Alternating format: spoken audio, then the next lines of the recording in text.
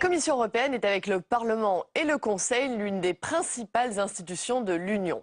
Créée par le traité de Rome en 1957, elle est composée de 28 commissaires, chaque nomination étant proposée par le pays puis approuvée lors d'un vote du Parlement.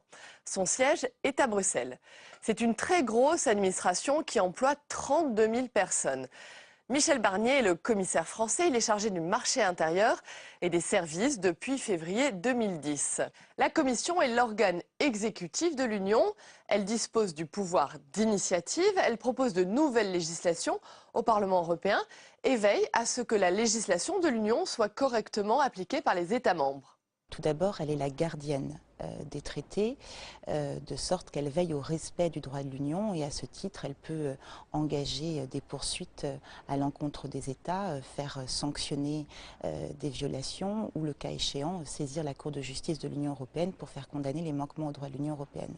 Par ailleurs, elle dispose de l'initiative législative et prépare le budget.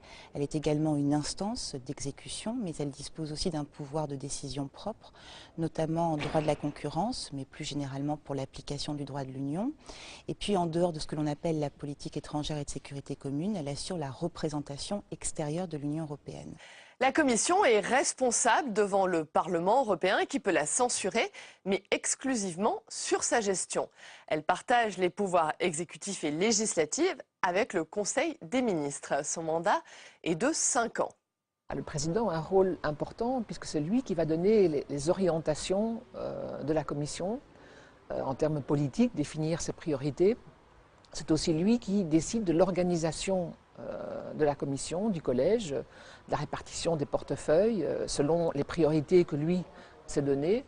Et c'est lui qui doit s'assurer que la Commission est bien gérée et travaille de façon efficace. Le président actuel de la Commission est le Portugais José Manuel Barroso. Il est à ce poste depuis novembre 2004, soit 2 mandats. Et à l'issue des élections européennes du 25 mai, la Commission devrait changer de président.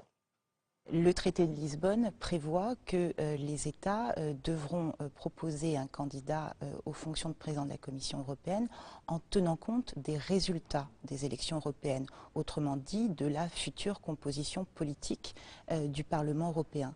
Tout récemment, le Parti socialiste européen a désigné Martin Schulz, qui est actuellement président du Parlement européen, comme étant le candidat du Parti socialiste européen aux fonctions de président de la Commission européenne. Sachez que c'est l'ancien Premier ministre du Luxembourg, Jean-Claude Juncker, qui a été désigné candidat du PPE, donc de la droite européenne, au poste de président de la Commission.